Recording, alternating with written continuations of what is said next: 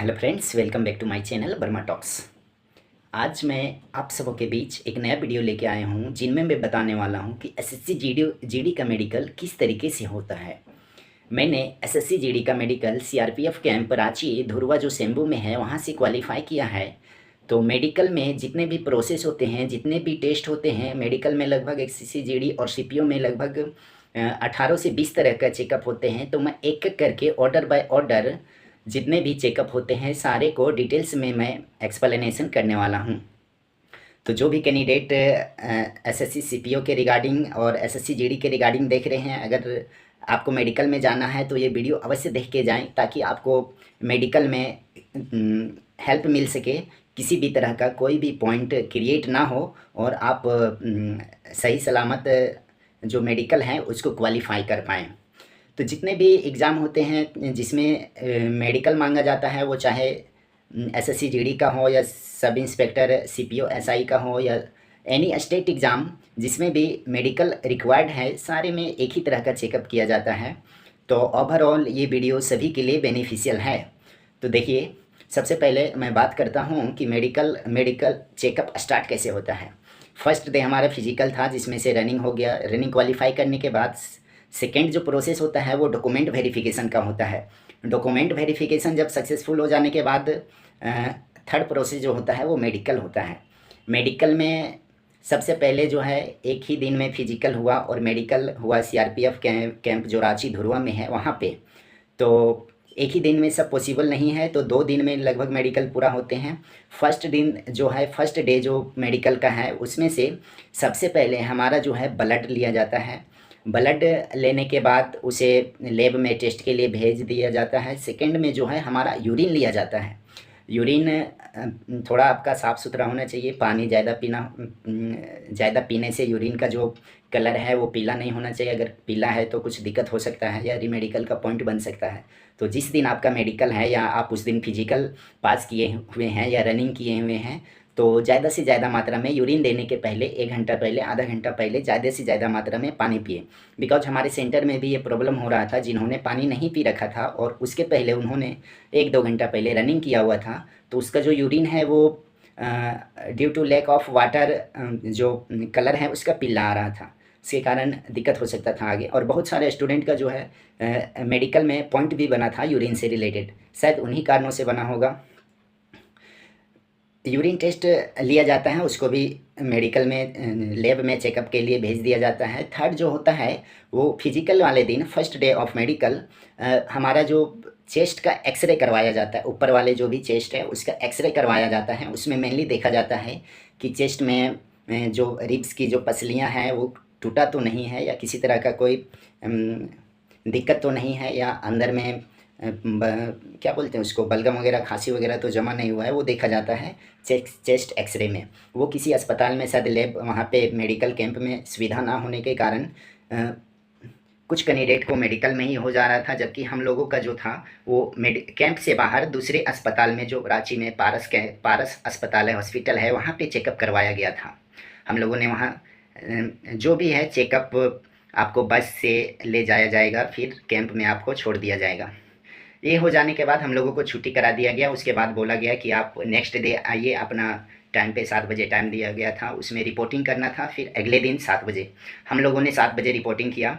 उसके बाद जो मेडिकल प्रोसेस स्टार्ट होता है, सेकेंड डे ऑफ मेडिकल, जब हम लोगों ने 7 बजे रिपोर्ट किया, हमें कैंप के अंदर ले जाया गया। वहाँ पे सबसे पहले हम लोगों का जितने भी लड़के या जितने भी कैंडिडेट थे उन लोगों को ग्रुप बनाया गया। 12 स्टूडेंट करके ग्रुप बना दिए गए। लगभग 36 स्टूडेंट थे, 12 करके ग्रुप बनाया गया। और उनका जो रिस्पॉन्सिबिलिटी है वो अलग कांस्टेबल है या एसआई है, उनको सौंपा गया। जो भी कराएंगे, जो भी प्रोसेस है उन्हीं के थ्रू से आगे जो है वो बढ़ाया जाएगा।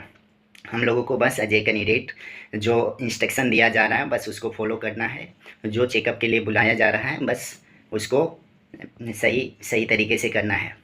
तो हमारा मेडिकल सेकेंड डे स्टार्ट हुआ सब आँख से। आज मैं इसमें बात करने वाला हूँ आँख, कान और नाक। आँख, कान, नाक का चेकअप किस तरीक़े से हुआ। सबसे पहले आँख का चेकअप पे बात करते हैं। आँख में देखिए मेनली 3 तरह के चेकअप होते हैं। पहला नियर विजन टेस्ट होता है, दूसरा कलर विजन टेस्ट होता है और तीसरा डिस्टेंस विजन टेस्ट होता है। तो नियर विजन टेस्ट में ये होता है कि 25 सेंटीमीटर की दूरी से कोई भी न्यूज़पेपर या कोई भी बुकलेट रहता है उसको 25 सेंटीमीटर की दूरी से आपको एक टेबल पे बैठाया जाता है, दिखाया जाता है, उसको पढ़ना रहता है। आप पढ़ पा रहे हैं तो आप उसमें पास हो जाएंगे। सेकेंड टेस्ट जो है वो कलर विजन टेस्ट है, जिसमें से चेक किया जाता है कि आपको कहीं कलर ब्लाइंडनेस तो नहीं है, जिनमें से अनेक कलर से, जैसे ग्रीन है, रेड है, येलो है, इस तरीक़ा से एक सर्किल जैसा गोला होता है, उसमें कोई भी अल्फ़ाबेट या कोई भी नंबर लिखा रहता है, उसको पहचानना रहता है मेनली उसमें क्या लिखा हुआ है। अगर आप नहीं पहचान पा रहे हैं, अगर आपको कोई कलर में दिक्कत हो रहा है तो आपको कलर ब्लाइंडनेस का पॉइंट मिल सकता है और आप रीमेडिकल में जा सकते हैं। और जिसको कलर ब्लाइंडनेस का पॉइंट मिल जाता है वो परमानेंटली बाहर ही हो जाते हैं, बिकॉज कलर ब्लाइंडनेस का कोई इलाज नहीं है। कलर ब्लाइंडनेस हो जाने के बाद हमारा जो तीसरा टेस्ट होता है वो distance vision test. Distance vision test में चार्ट पढ़वाया जाता है।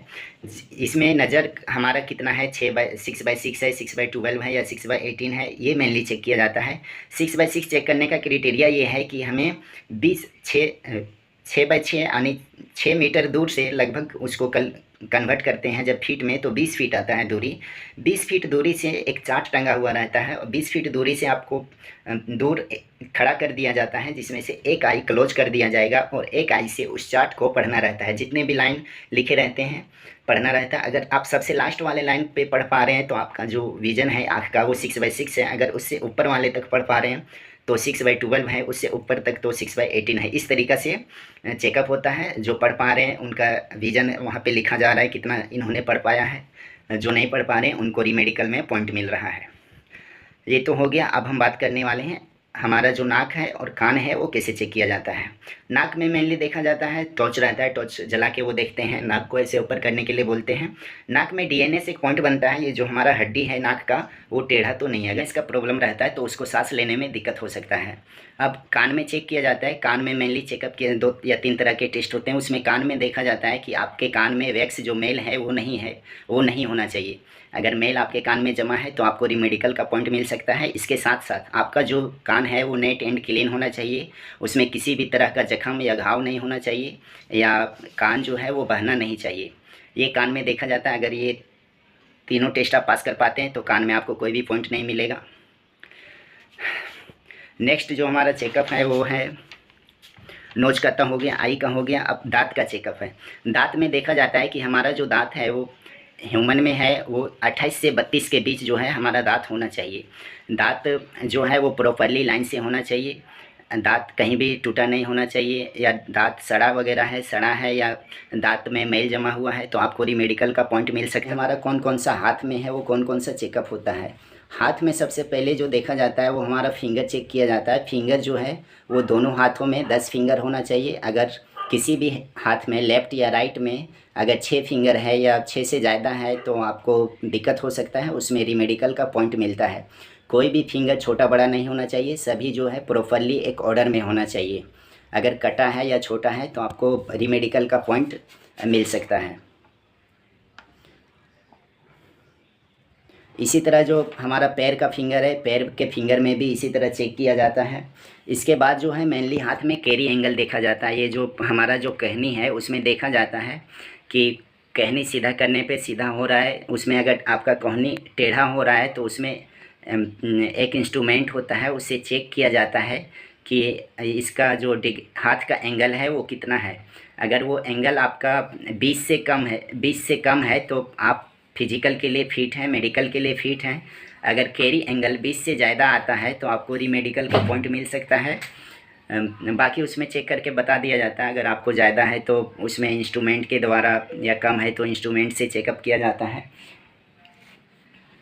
उसके बाद हाथ वगैरह में जो टैटू वगैरह करवा लेते हैं, टैटू वगैरह करवाने से दिक्कत होता है, या टैटू छोटा है या बड़ा है, या किसी भी तरह का सर्जरी हुआ है, या किसी भी तरह का जख्म है जो ज़्यादा घाव के रूप में है, या किसी तरह का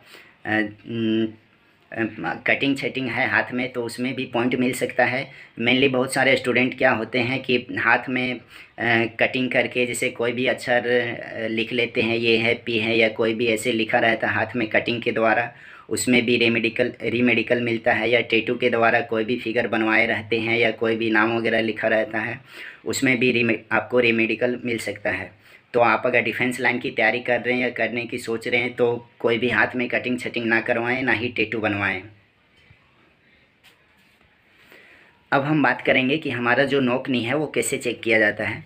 नोक नी जो हमारा नी में है, घुटना में है, उसमें मेनली चेक किया जाता है। हमें एक साथ दोनों पैर जोड़ के खड़ा किया जाता है। उसमें देखा जाता है कि नोक नी जो नी है वो टच आपस में तो मिल तो नहीं रहे हैं। अगर मिल रहे हैं तो आपको लेटा के चेक किया जाता है, लेटा के चेक किया जाता है। नहीं तो फिर अगर आपके नोक जो नी है उसमें एक स्टिक उनके पास रहता है, अगर स्टिक ऊपर से नीचे यानी विदाउट टचिंग पास हो रहा है तो कोई दिक्कत नहीं है, आपको नोकनी नहीं है। अगर वो स्टिक टच हो जाता है तो आपको फिर लेटा के चेक किया जाता है कि नोकनी है या नहीं है। नेक्स्ट जो है वो वेरिकोज वेन। वेरिकोज वेन क्या होता है कि ये वेरिकोज वेन होता है जो हमारे नसें होते हैं उनमें ब्लड प्रेशर जब ज़्यादा बढ़ जाता है तो नसें का जो उभार होता है वो नस जो है वो ज़्यादा हो जाता है, नस का साइज़ जो है वो बढ़ जाता है, या कोई भी नस एक जगह पे इकट्ठा हो जाता है, उसमें ब्लड जम जाता है, जिसके कारण आगे इन फ्यूचर में हमको दिक्कत हो सकता है। तो उसका मेनली चेकअप किया जाता है, जिसे आपको खड़ा कर दिया जाता है और बोलेगा जंप कीजिए। 8 से 10 बार जंप करवाते हैं। ये मेनली जो हमारा घुटना है, घुटने के में जो थाई होता है उसमें देखा जाता है। अगर आप ऊपर नीचे जंप करते हैं या उठते बैठते हैं, अगर आपको वेरिकोज वेन है तो पता चल जाता है। उसमें अगर है तो उसमें भी पॉइंट दिया जाता है। नेक्स्ट बात करते हैं हम फ्लैट फुट। फ्लैट फुट में जो है हमारा जो पैर का तलवा है वो ज़मीन से टच नहीं होना चाहिए। जो पैर का तलवा में है वो गैप बनना चाहिए। अगर वो गैप नहीं है तो आप मेडिकल के लिए अनफिट है। और अगर आपको फ्लैट फुट है तो ये कभी इसका इलाज नहीं होता है, ये परमानेंट लाइफ में हमेशा रहता है। तो इसका भी चेकअप होता है। आगे हम बात करने वाले हैं कि प्राइवेट पार्ट का चेकअप कैसे होता है। प्राइवेट पार्ट का जो चेकअप होता है वो बहुत ही एम्बैरेसिंग है हर कैंडिडेट के लिए, बट उतना भी डिफ़िकल्ट चेकअप इसमें नहीं होता है। इसमें तीन या चार तरह का चेकअप होते हैं। पहला पेनिस का चेकअप होता है, दूसरा टेस्टिस का चेकअप होता है, तीसरा हाइड्रोसील का चेकअप होता है, और चौथा जो मेनली चेकअप होता है वो पाइल्स का चेकअप होता है। तो फर्स्ट में मैं बात करने वाला हूँ कि पेनिस का चेकअप कैसे होता है। आपको अंदर बुलाया जाता है, उसमें एक रूम बना हुआ रहता है, एक कंपार्टमेंट बना हुआ रहता है, उसमें आपको बुला लिया जाता है। और मेनली जो डॉक्टर रहते हैं वो अंडरवियर उतारने के लिए कहते हैं। अंडरवियर उतारने के बाद पेनिस का जो फोर स्किन है वो आगे पीछे होना चाहिए, यानी पेनिस का जो स्किन है वो आगे पीछे होना चाहिए, जिसे फेमोसिस भी बोलते हैं। अगर वो आगे पीछे नहीं हो रहा है या बीच में अटक जा रहा है तो आपको शायद पॉइंट मिल सकता है। दूसरा है टेस्टिस। टेस्टिस का जो चेकअप होता है वो टेस्टिस आपका 2 होना चाहिए। अगर किसी का टेस्टिस 1 भी रहता है, अगर टेस्टिस 1 है तो उनको रीमेडिकल मिल सकता है या पॉइंट मिल सकता है। और टेस्टिस में जो है हाइड्रोसिल भी देखा जाता है कि हाइड्रोसिल आपका टेस्टिस है वो मेनली प्रॉपर साइज में है कि नहीं, बड़ा है या छोटा है, या अगर उसमें किसी भी तरह का पानी जमा हुआ है या साइज़ बड़ा छोटा है तो उसमें दिक्कत हो सकता है, उसमें भी आपको पॉइंट मिल सकता है। पानी वगैरह नहीं जमा होना चाहिए या साइज़ जो है उनका बड़ा छोटा नहीं होना चाहिए हाइड्रोसिल में। और तीसरा जो होता है वो पाइल्स होता है। पाइल्स का चेकअप किया जाता है। मेनली जो डॉक्टर होते हैं वो अंडरवियर उतारने कहते हैं और पीछे घूम के जो है हमको झुकने बोलते हैं। झुकने के बाद उनके पास टॉर्च रहता है, वो टॉर्च से देख लेते हैं जला के किसी प्रकार का दिक्कत तो नहीं है। उसमें खांसने, अगर जिनको शक होता है कि कोई दिक्कत है तो डॉक्टर उनको खांसने के लिए बोलते हैं। खांसने से उनको पता चल जाता है, या जिनका लेटरिन के द्वारा ब्लड आता है या और कोई तरह का दिक्कत रहता है तो खांसने से वो चीज़ें जो है वो डॉक्टर पकड़ लेते हैं। इस तरह से चेकअप, पाइल्स का चेकअप किया जाता है। तो प्राइवेट पार्ट के साथ जो भी है हमारा बॉडी का हर पार्ट्स का चेकअप पूरा होता है। और इस तरीके से ये टू जेड जो है एसएससी जीडी के मेडिकल में, एसएससी सीपीओ के मेडिकल में, या कोई भी स्टेट बोर्ड एग्जामिनेशन है जिस भी मेडिकल है, इसी तरीक़ा से चेकअप किया जाता है। तो हमारे वीडियो में बने रहने के लिए थैंक यू। और अगर आप इस वीडियो को देख रहे हैं तो हमारे यूट्यूब चैनल बर्मा टॉक्स है, उसको सब्सक्राइब करें और दोस्तों के साथ शेयर करें जो भी मेडिकल की तैयारी कर रहे हैं, एसएससी जीडी की तैयारी कर रहे हैं या एसएससी सीपीओ एसआई का तैयारी कर रहे हैं। फ़िलहाल मैंने भी एसएससी जीडी 3 बार क्वालिफ़ाई किया है, एसएससी सीपीओ 2 बार क्वालिफ़ाई किया है। मैंने भी फिजिकल एसएससी सीपीओ का फिजिकल जो है क्वालिफ़ाई किया है। अभी फ़िलहाल मैं एसएससी सीजीएल और एसएससी सीपीओ एसआई का प्रिपेयर मेंस का प्रिपेयर कर रहा हूँ। आगे जो भी अपडेट आता है वो मैं आप लोगों के बीच साझा करते रहूँगा। Thank you.